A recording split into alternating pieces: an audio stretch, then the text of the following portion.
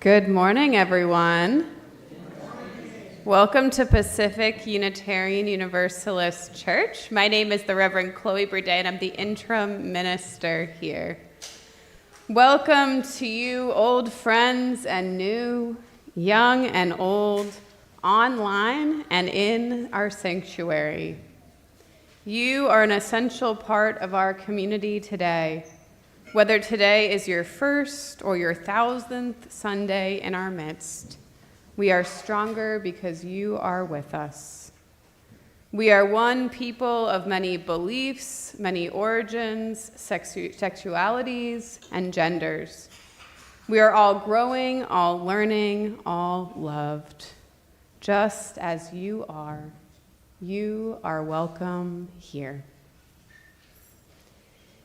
If you're new to us today, we want you to know that we have childcare for preschoolers that starts at the beginning of service and religious education for school-age kids. Religious education begins directly after the children's moment. We also invite you to join us for brunch on the patio after service. We would love to have lunch with you. We have a few announcements this morning. So our first announcement this morning is we're still collecting donations for Rainbow Services, especially non-perishable food items. Next Sunday, the 12th, is your last Sunday to bring in donations for that. So we'll take things like cans of soup, tuna, dried pastas, things that can easily be passed on to those in need. And then our other announcement is that the Social Justice Committee today is going to be taking a sort of field trip to Crenshaw High and to view some gardening projects. And Tobias is going to come tell us a little bit more about that trip.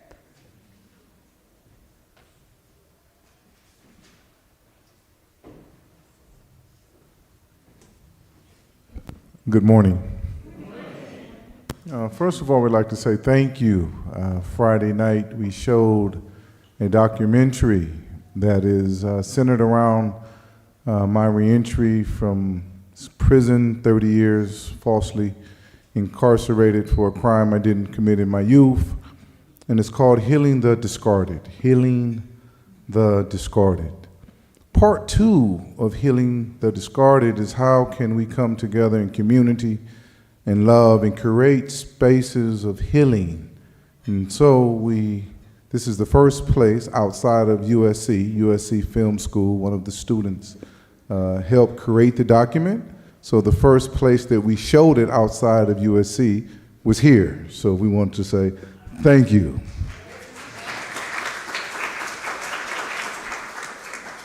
Our elders came out, our youth, 3 or 4, and everyone in between came. So thank you. So today is the second part of that. After service, after brunch, we're going to come down the hill from Crenshaw to Crenshaw. That is what our movement is called. And how many places from PV to Crenshaw District, where I grew up at, all the way to Wilshire, can we create these gardening spaces? Can we plant and grow together? So that's the idea. And so you all, the church, with the blessings of our pastor and the Committee of Social Justice with Rachel and Jabbar, has said, let us start here. Let you invite this community off the mountain, down into Crenshaw School today, where we're going to plant seeds of love, seeds of truth. We thank you. And we welcome you to join us after service. Thank you.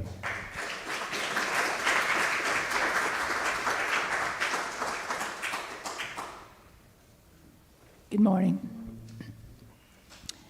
Our chalice lighting this morning is by Viola Abbott. As we light the chalice and fully embrace the sacred space created here this morning, please hold in your hearts the Unitarian Universalist principle that calls upon us to respect the interdependent web of all existence of which we are a part. Today, we remember those who share this earth with us no longer. We bear witness to their lives. and the roles they have played in ours.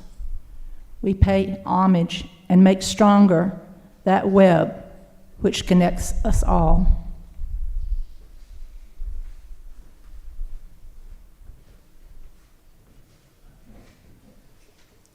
Thank you, Miss Judy. Our opening words this morning are from the Reverend Susan Brown, and they're some of my favorites, actually. Welcome, all you saints. Yes, you are saints. All of you are saints. For it is not by perfection that we are sainted, rather it is by our actions. It is not by perfection that we are sainted, rather it is by our presence. It is not by perfection that we are sainted, rather it is by our giving. It is not by perfection that we are sainted, rather it is by our living. It is not by perfection that we are sainted, rather it is by our gathering together in love, with love, to become a nurturing, welcoming, healing, faithful, worshiping community. Welcome all you saints. Welcome all you saints. And our opening hymn this morning is 103, For All the Saints. And you have hymnals on your chairs today because we thought the power was out. And we're happy to have a projector. So you're invited to rise as you're willing and able for 103.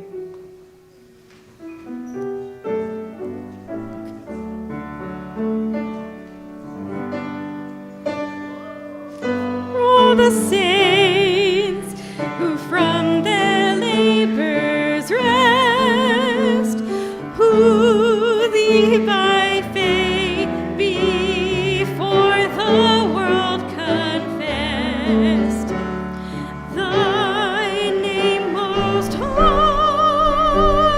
be forever blessed.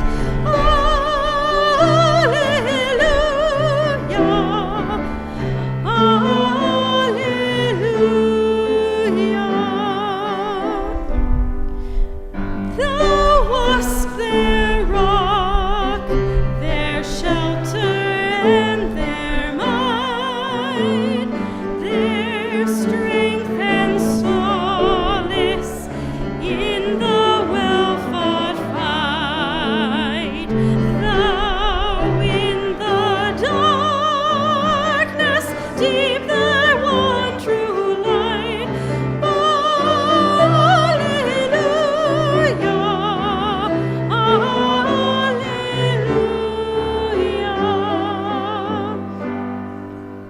O blessed communion of the saints divine, we live in struggle, they in glory shine, yet all are one in thee, for all are thine.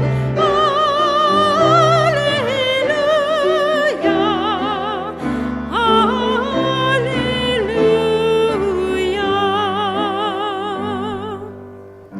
And when the strife is fierce, the conflict long, steals on the ear the distant triumph song, and hearts are brave again, and arms are strong.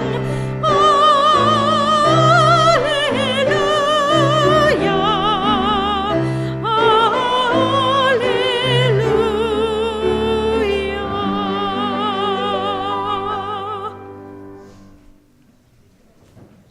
Oh, you're sitting down.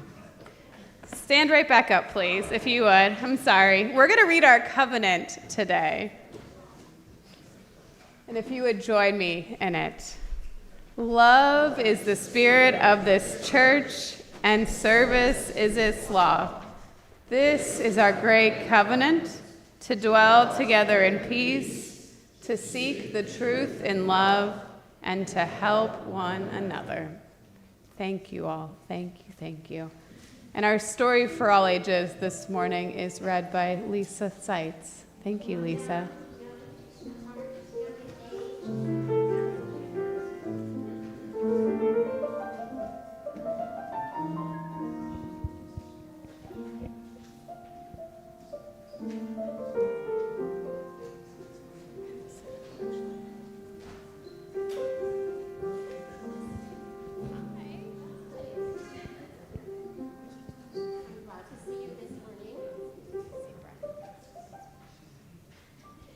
Okay, we just have a few kids, but this is for all of you, actually. It was for me, so I needed it.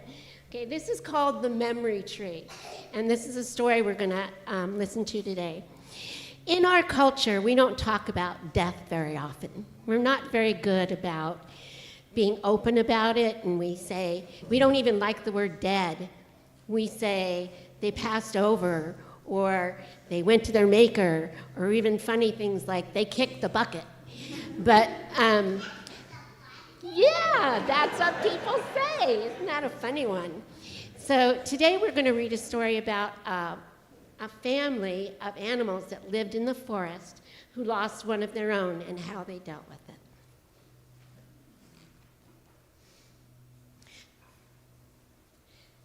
There once was a fox who lived with all the other animals in the forest. Fox had lived a long and happy life, but now he was tired. Very slowly, Fox made his way to his favorite spot in the clearing. He looked at his beloved forest one last time and lay down. Fox closed his eyes, took one deep breath, and fell asleep forever. Everything around Fox was still and peaceful. Snow began to fall, gently covering him with a soft blanket. Owl had watched Fox from the top of his tree. He flew down and landed next to his friend. Owl was very sad. He had known Fox for a long time, but Owl knew the time had come for his friend to leave. One by one, Fox's friends came to the clearing. First squirrel and weasel, then bear, deer and bird, and finally rabbit, mouse, and others came to sit by Fox. Fox had been loved by everyone. He had been kind and caring. No one could imagine life in the forest without him. The animals sat in silence for a very long time. Owl was the first to speak. He smiled warmly and said, "I remember when Fox and I were very young. Every autumn we raced to see who could catch more falling leaves." The other animals remembered and they smiled. Mouse said softly, "I remember how much Fox loved the sunset. He always sat at this exact spot." The animals remembered. Many of them had joined Fox watching that sun go down. It was a happy memory, and their sad hearts filled with warmth. Bear remembered how Fox had looked after her cubs one spring. Rabbit smiled when she told the story of how Fox had played tag with her in the tall grass. Squirrel talked about Fox helping him dig up buried nuts in the deep snow last winter. And one by one, the animals remembered their favorite stories about Fox. Fox had touched their life and the lives of all the animals in the forest with his warmth and his kindness, and they all smiled, remembering. While the animals talked, a little orange plant grew out of the snow where Fox was lying. Small and delicate at first, and hardly noticeable. The plant grew bigger, stronger, and more beautiful with every story they told. The animals talked about Fox all through the night, and in the morning, the little plant had grown into a small tree. The animals saw the tree and knew that Fox was still a part of them. During the next days, weeks, and months, the animals remembered many more stories about Fox. Their heavy hearts began to feel lighter. And the more they remembered, the more the tree grew, higher and higher, and more beautiful, until it was the tallest tree in the forest, a tree made from memories, full of love. Fox's tree was big and strong enough to shelter all the animals.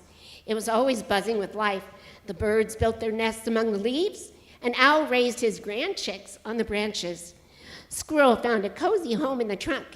And bear, deer, and rabbit slept in its shade. The tree gave strength to everyone who had loved Fox.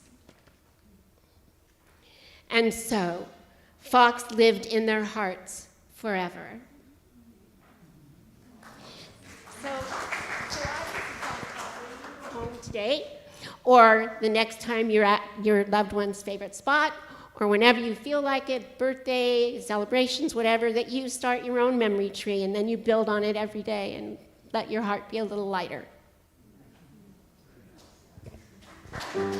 Thank you, guys. And we'll sing our kids out to their class. May the spirit of love surround you everywhere, everywhere you may go.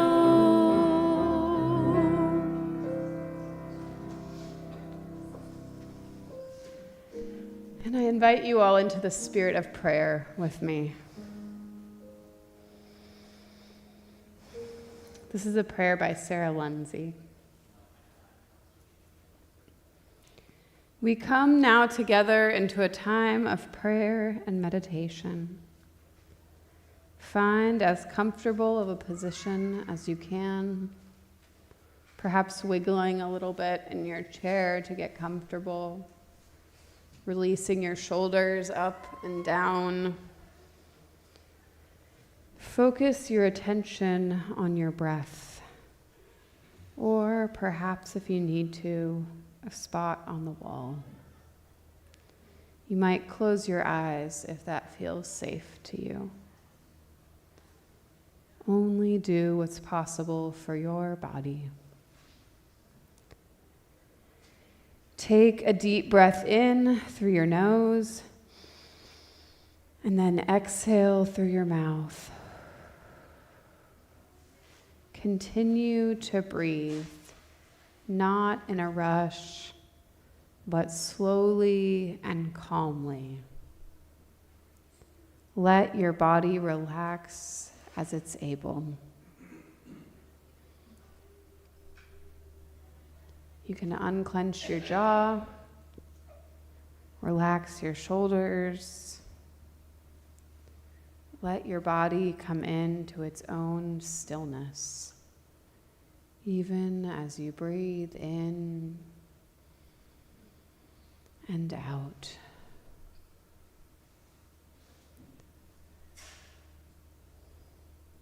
The world can be overwhelming in its sorrow. We mourn beloveds lost, and those lost in the larger world to war.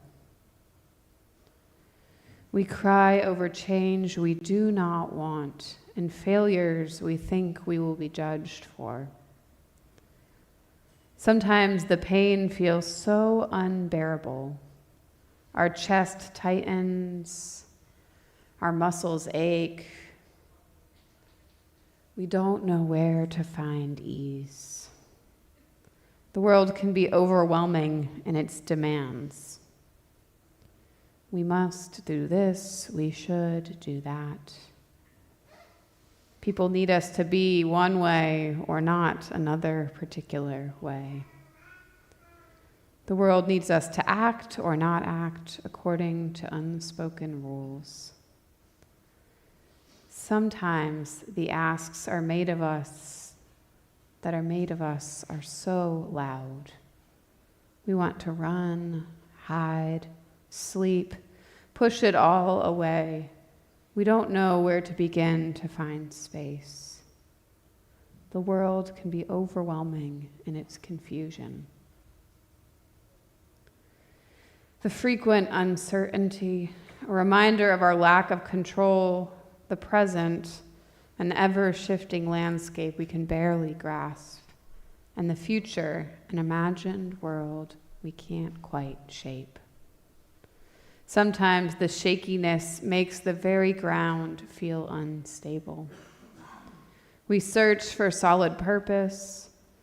Finding none, we feel fear. We don't know where to begin to find our center. Beloveds, take a deep, slow breath. In and out. It is true that the world can be so hard. Living these human lives of ours, it is not an easy thing. It matters that we acknowledge out loud to each other regularly. Life can be sorrowful, demanding, confusing. We affirm together that pain, lack of motivation, and fear are normal, reasonable, human responses to the challenges of life. We honor this and we breathe. Breathing in and out. And yet we can affirm other equal truths about this world we share and these lives we lead. The world can be overwhelming in its joy. Every day, babies are born, folks learn new skills. Love connects us. Loving connections are made. Hearts are opened. Celebrations mark the moments of a lifetime with laughter and companionship and delight. The world can be overwhelming in its generosity. All over the world and right here in community.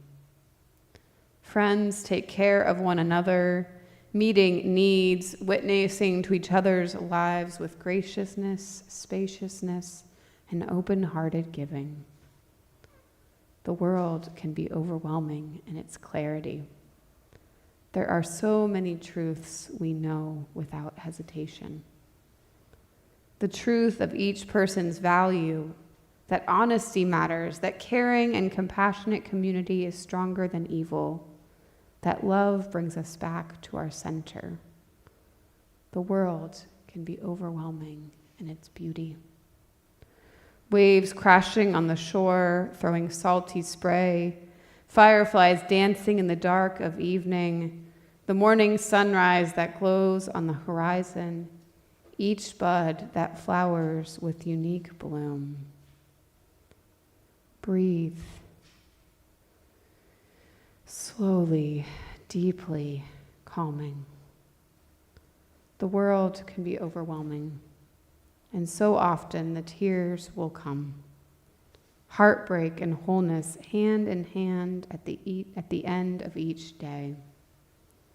As we whisper I love yous to companions, human and animal, or as we recite daily gratitudes in our heads, or make plans for what might be. We affirm that all in all, it is worth it. May we be strong enough to hold all the truths, to experience the fullness of our lives, and to let the tears come. May we hang on most tightly to hope and love, remembering that we are not alone on this journey, but surrounded by a network of mutuality and care in this community. May it be so.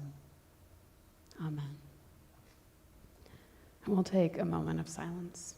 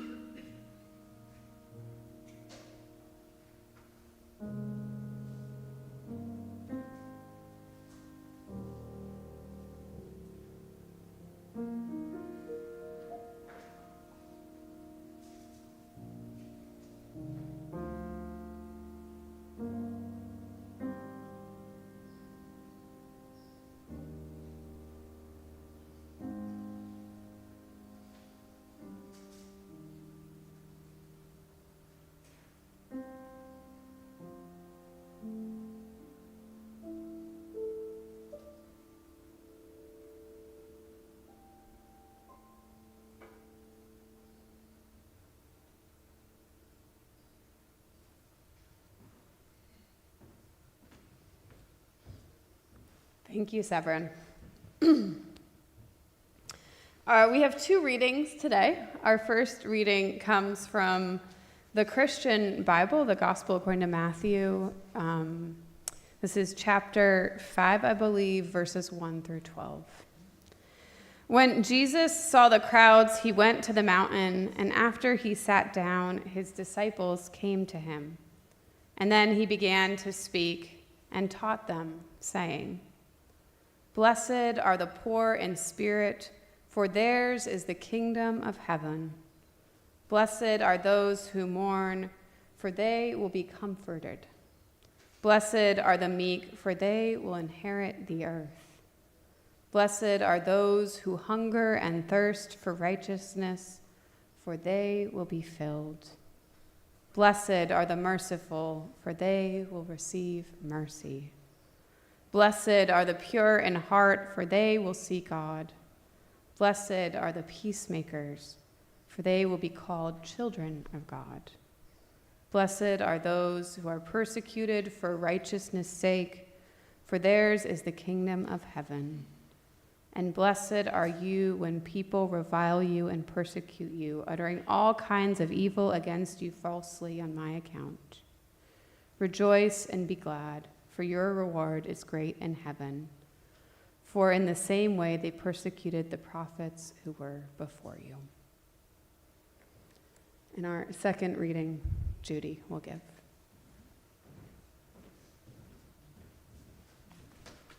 This reading is from Kathleen McTeague. They are with us still. In the struggles we choose for ourselves, in the ways we move forward in our lives, and bring our world forward with us. It is right to remember the names of those who gave us strength in this choice of living.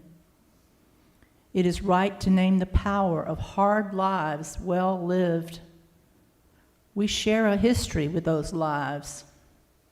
We belong to the same motion. They too were strengthened by what had gone before.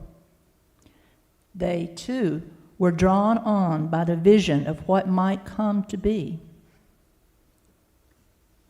Those who lived before us, who struggled for justice and suffered injustice before us, have not melted into the dust and have not disappeared. They are with us still. The lives they held hold us steady. Their words remind us and call us back to ourselves. Their courage and love evoke our own. We, the living, carry them with us. We are their voices, their hands, and their hearts. We take them with us, and with them choose the deeper path of living.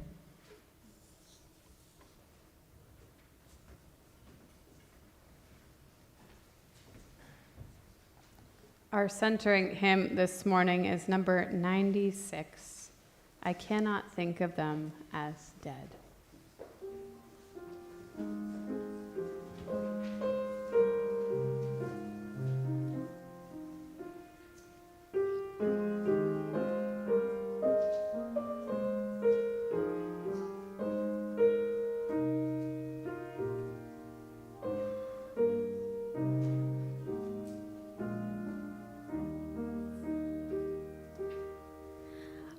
I cannot think of them as dead who walk with me no more.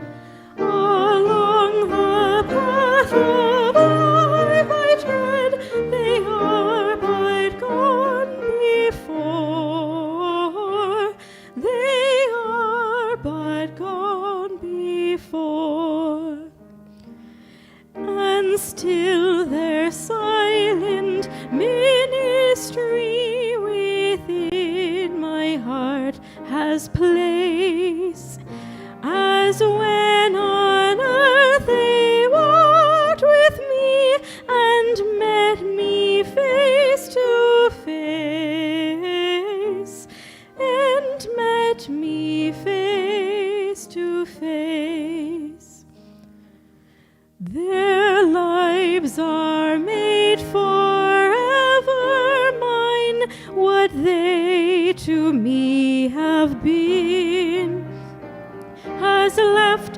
sends forth its seal and sign, engraven deep within,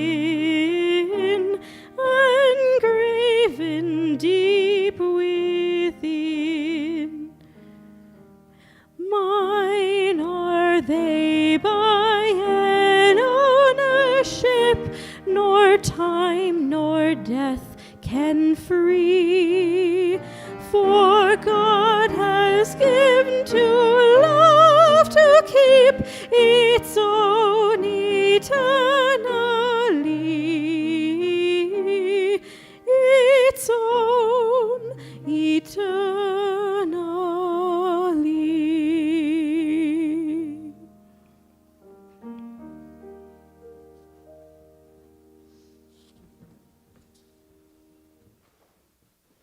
That sounded beautiful, Shayna.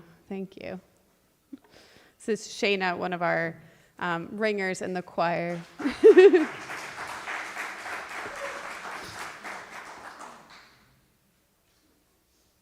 I love Halloween. Like most holidays, I believe Halloween gives us a chance to escape ordinary life and experience something fun and silly and maybe a little bit morbid sometimes. It allows us to embrace creativity and costumes and decorations, and to interact with people all around us in a different way.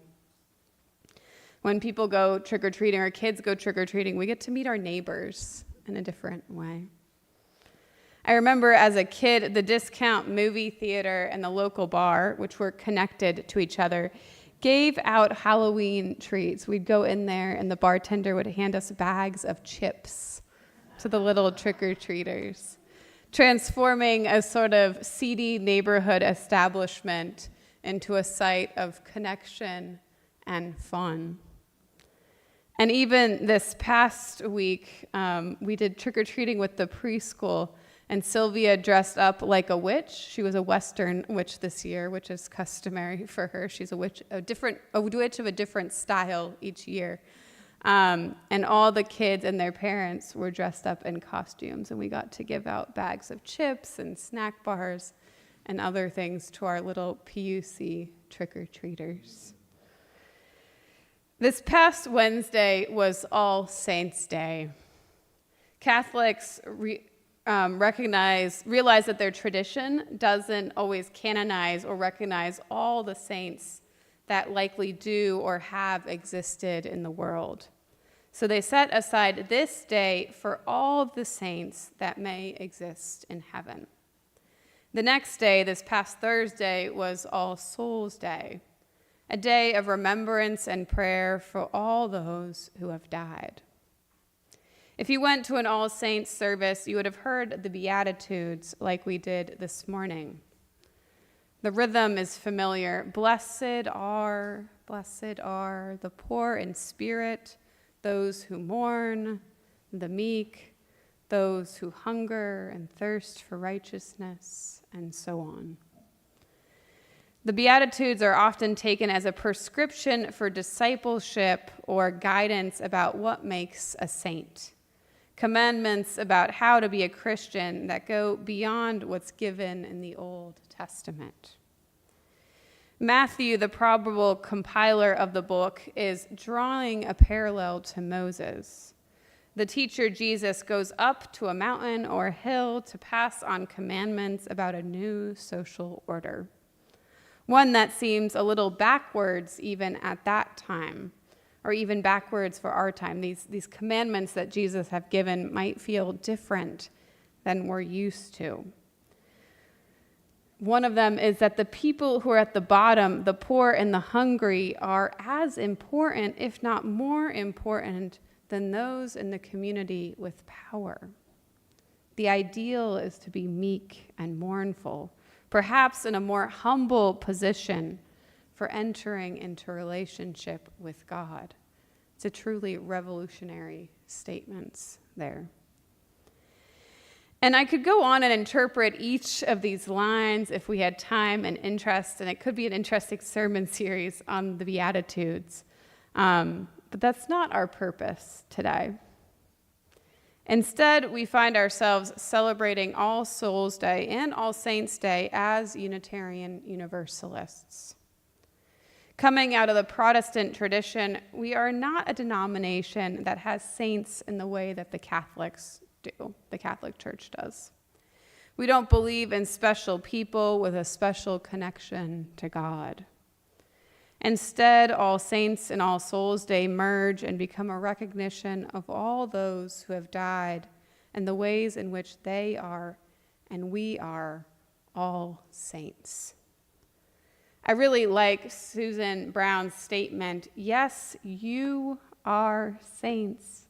All of you are saints, for it's not by perfection that we are sainted, rather it's by our actions. This feels close to my theology. We are all saints. It is not by perfection that we are sainted, rather it is by our living. It is not by perfection that we are sainted, rather it is by our presence. We are all saints in different ways and by different means. We are saints when we honor each other's worth and dignity and act with goodness and righteousness. We are saints when we care for each other and the earth. We are saints when we fight for what is right and good. For me, one saint in my life was Brian. Brian was a friend of mine in college. We were similarly involved in social justice causes, protesting against the Iraq War and advocating for the environment. Brian was a reliable friend who would show up when you needed someone to dance or chant for a cause. Brian also really enjoyed doing drag. He performed each year at our college's drag night during Pride Week as Briede. You could count on him to be friendly and welcoming, especially when you were feeling in need of some joy or celebration or even just a hug. 14 years ago, while I was in college, Brian died suddenly of an asthma attack. It was a devastating, unexpected loss of someone so young. I remember going to his funeral at the local UU church in shock. It was hard to lose such a good friend. And it was also sad to see my friends and his twin brother and his parents in mourning. You see, Brian was a saint. He was the type of person everyone wanted as a friend. Reliable, friendly, fun, spirited, ethical, passionate. I would like to think that the Jesus of the Beatitudes would see Brian in that way. A saint, a humble, giving saint. Brian's mother is good at keeping his legacy alive. They are emotional people who share their sadness and loss openly, even to this day. In June, before his death, Brian's last summer, his mother writes, "He came home from walking in the park late in the evening. He was so excited about the fireflies that he insisted we go with him right then to see them. And we did. Every tree was lit up and flashing. It was magical. Every year," she says, "we take that walk again, remembering Brian's joy and excitement." And she invites others to do that with her in June. We invite you to join us wherever you are to look at the fireflies and think of Brian. I go and look for fireflies every June in Brian's honor. In honor of his excitement and joy, in honor of the saint he was in all our lives. Pope Francis, 7 years ago, offered some additional beatitudes. I'll share a few of them with you. Blessed are those who look into the eyes of the abandoned and marginalized and show them their closeness. Blessed are those who protect and care for our common home. Blessed are those who renounce their own comfort in order to help others. a call to work for justice. Like the words that Judy shared this morning from Kathleen McTeague. She reminds us that even though someone has died, they are still with us, inspiring us, reminding us to love others and do good.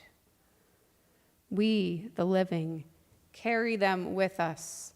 We are their voices, their hands, their hearts, she says. Whenever I go to a protest, I remember Brian. When I go to a drag show, I remember Brian. When I see fireflies, I remember Brian in all his complexity and beauty.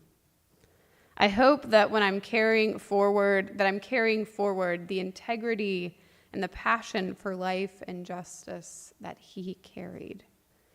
He was someone, as Pope Francis said, who looked into the eyes of the abandoned and marginalized and showed them closeness. Remembering isn't always easy. No one in our lives was perfect, each with our own personal struggles, each with their own personal struggles. Memories also come with grief, no matter how long ago we lost someone. It's normal to be sad when we think of them. Be gentle on yourselves, beloveds, especially as you remember. Know that your grief is okay. The Beatitudes from oh so long ago even mention those who mourn. May they be blessed with comfort. McTeague ends with, we take them with us, and with them choose the deeper path of living.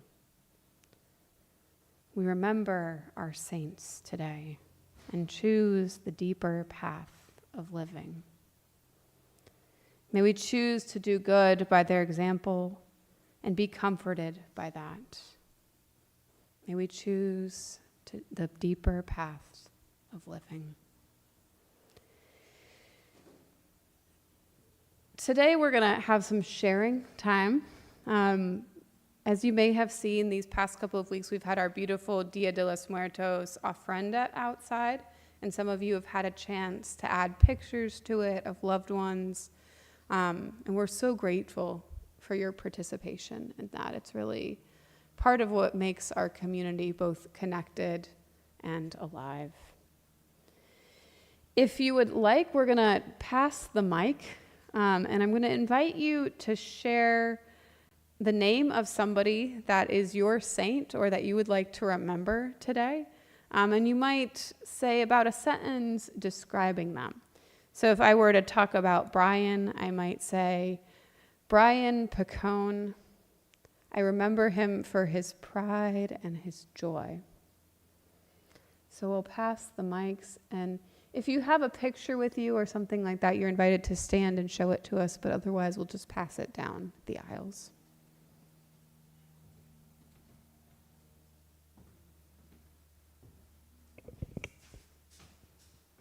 And I'll add another one for Arthur Finsk, who was gentle and calm.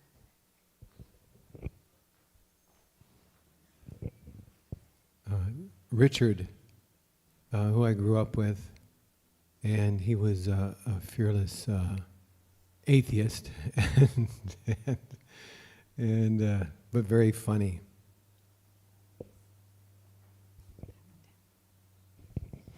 My mom, Marguerite Vollmer, who was my guiding light and funny and humorous and cared passionately about the earth. My grandma, Lenore Richter, who was strong-willed and courageous. And you don't have to share if you don't feel like it. So. My mother, who loved to sing. My father, who died way too young and loved football. My husband, Bob, who kept me laughing all the time.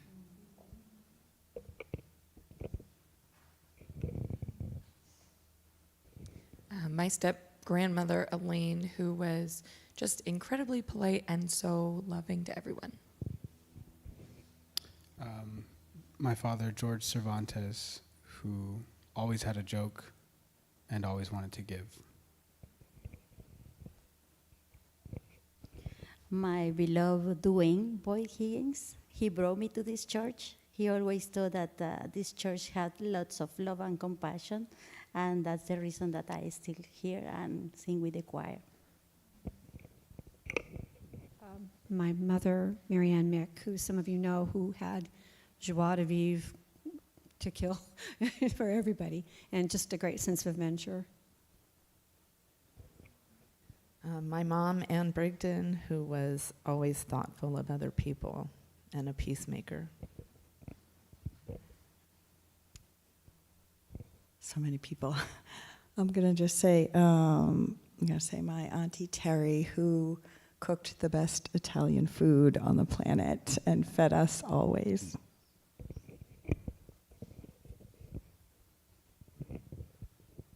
My father, Nick Lee Levada, and he loved life tremendously, and he was very helpful to people all the time.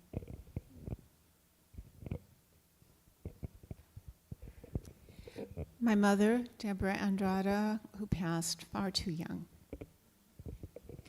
My grandmother, Beulah, who had so much tragedy in her life but was the most joyful person I've ever known, and she volunteered for everything.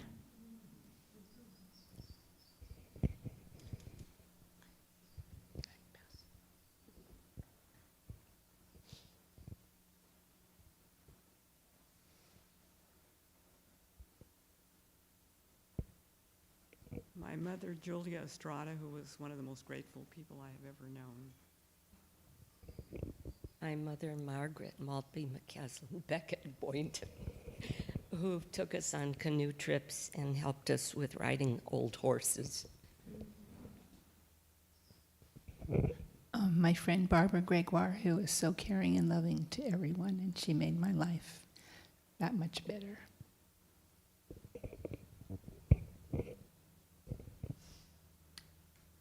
My mother's brothers and sisters who were raised during the Depression, served in World War II, and always conducted themselves with such great nobility.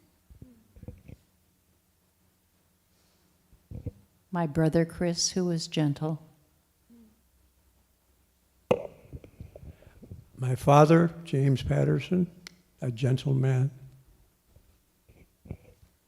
My mother, Yoko Itabashi, who came over after World War II to get a Fulbright scholarship here in Boston, and later became a great social worker and a loving mom who was very artistic as well.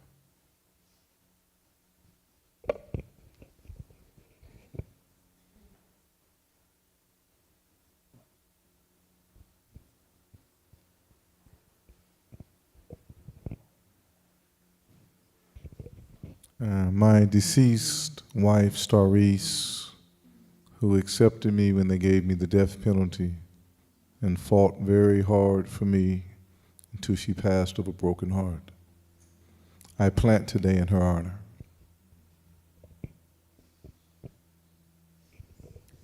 My brother Brian Tronell, who died in a diabetic faint, was all his life a lover of nature. My husband Ray, who was always good for a hug, was very kind.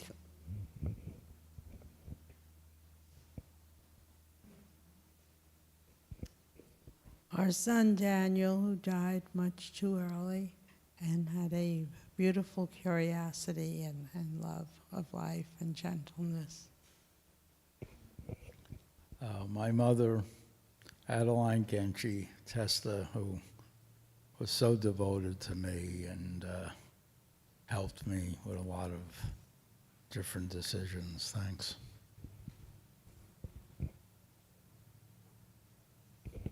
My professor, David Heifetz, who helped me grow up and always had a bottle of scotch and 2 glasses in his bottom desk drawer.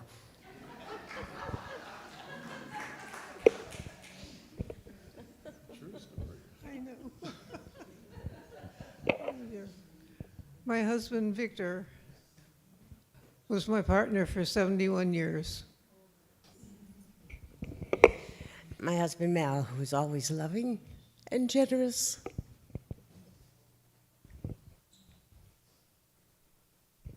Max Jensen, my father, who was a man of great integrity.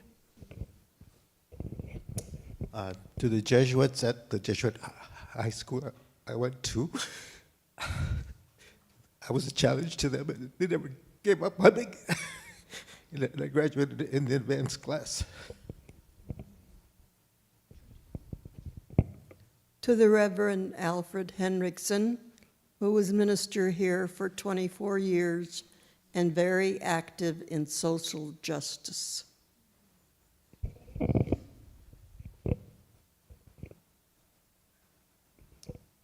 My oldest brother, Louis Brunke, died a year ago this week, and he and a partner, Russian man, Vova Fisenko, rode horseback through the Americas. Vova died 3 days ago. My friend Jane Graves, who died in July. She was my partner in crime for many decades, and I miss her every day. My brother, Robert Apodaca, he was only about 9 or 18 months younger than I. He died at 33 of brain cancer, and he could make everyone laugh, and I miss him so much. Thank you.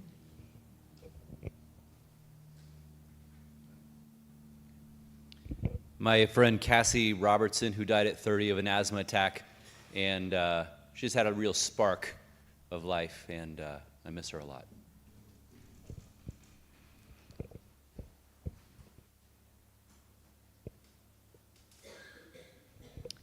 Yes, my nuclear family, my parents, my children, my siblings, but more than that, the first Unitarian minister I met brought me to become a Unitarian. His name was Reverend Stephen Fritschman.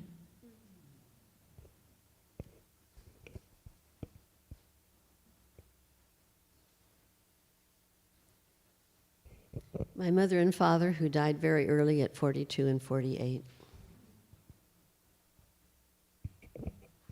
My 3 sons, who exceed me in every way. They're beautiful people.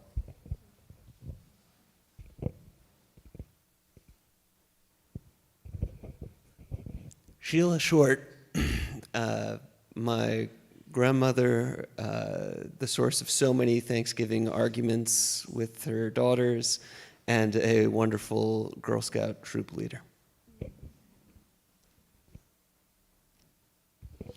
My father, Eugene McCarthy, who showed me to always try to sit with the person who's by themselves and to always try to help people and yet to look for humor.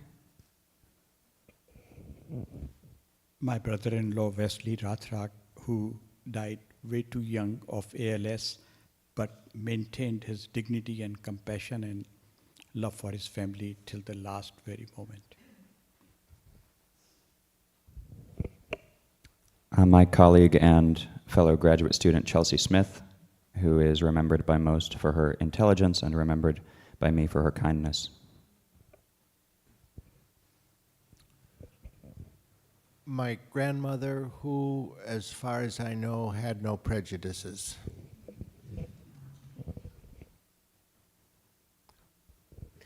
My friend Kitty Donahoe, who was a fellow teacher, younger than I, when my daughter came home from college after sustaining a traumatic brain injury. Kitty was going to be away for the summer. She let my daughter live in her apartment rent-free for the summer.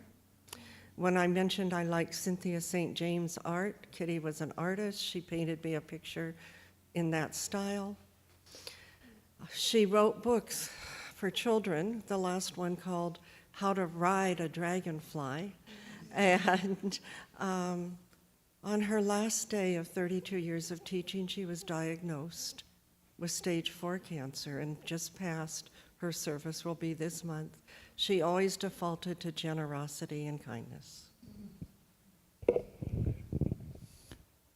to my wife who died approximately a year ago. Whenever she gave me advice, it was a strong sense of noblesse oblige and kindness.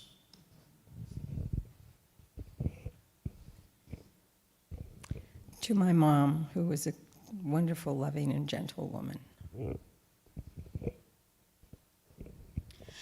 My sister Joyce, who showed her love through wonderful cooking and the quickest wisecracks.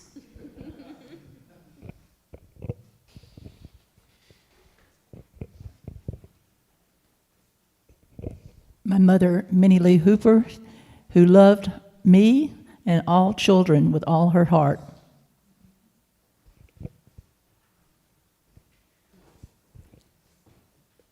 I'm sure there are many more names we could have brought into this space today. By saying their names out loud, we're remembering them, but also remembering their legacy, remembering the things that we want to be. And I heard so much kindness and gentleness. I think that was something that struck me from your sharing, so thank you. I'm going to light a candle now for all those names, for everyone that we remember, for all the legacies we aspire to be like, all the people who inspire us.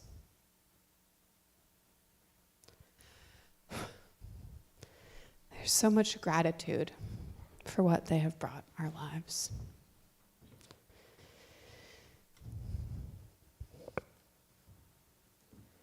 Thank you, everyone, for sharing.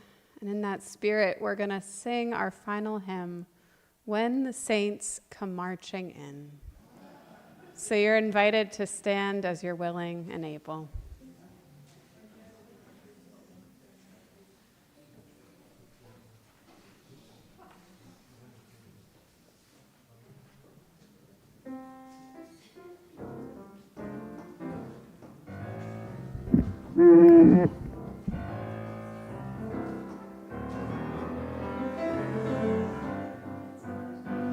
Oh, when the saints go marching in, oh, when the saints go marching in, how I want to be in that number.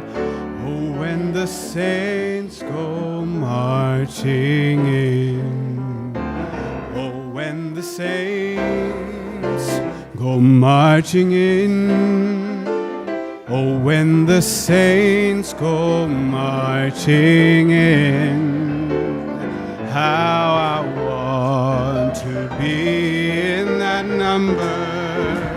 Oh, when the saints go marching in, oh, when the sun begins to shine, oh, when the sun begins to shine, oh, I want to be in that number. Oh, when the sun begins to shine, oh, when the sun begins to shine, oh, when the sun begins to shine, oh, I want to be in that number.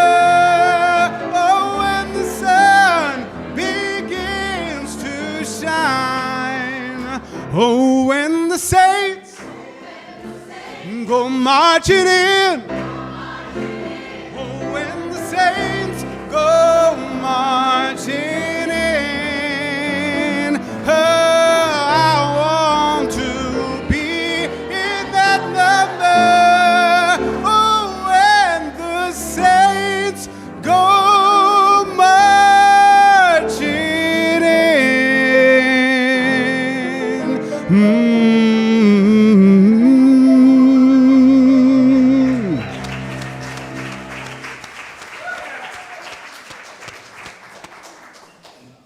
It looks like I just really wanted to sing. Thank you guys for that. We do have our offertory. The plates have been passed, but if you still need to put something in, you can wave at Greg and John in the back, and they'll bring you the baskets again.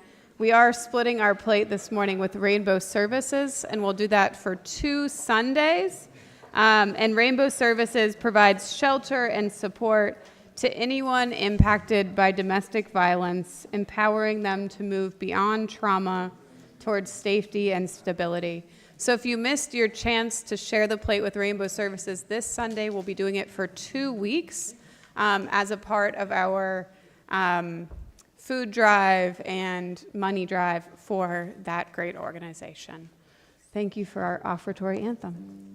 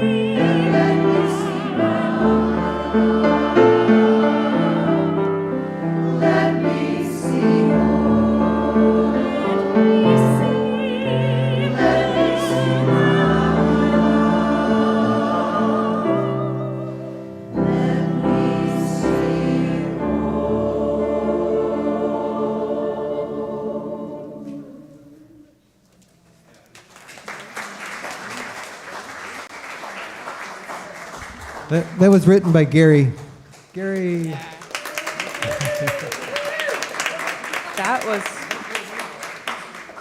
That was gorgeous, wasn't it? And if you would rise as you're willing and able, you may, join hands if that's most comfortable for you. Or you might do my personal favorite, which is give yourself a hug. I like that too. But you're welcome to join hands as well or stay seated. It's up to you for our closing words. This church is dedicated to the proposition that behind all our differences, beneath all our diversity, there is a unity that makes us one and binds us forever together. In spite of time and death and the space between the stars, we pause in silent witness to that unity.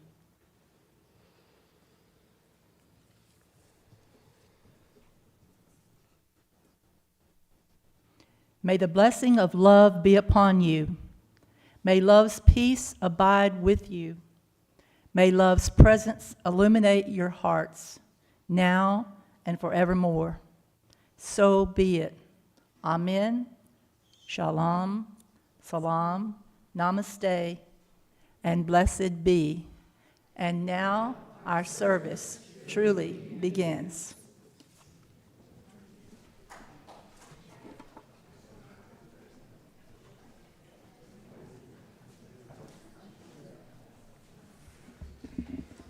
Please,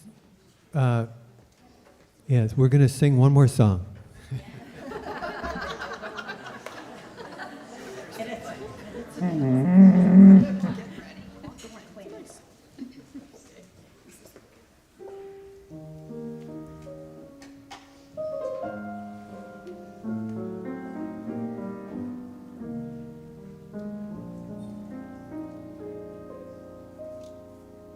Deep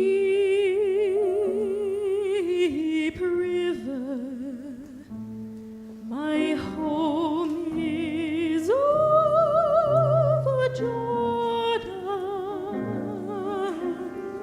Deep river, Lord, I want to cross over into campground. Oh, don't you want to go to that gospel feast, that promised land, where all is peace? Oh, deep river, Lord, I want to cross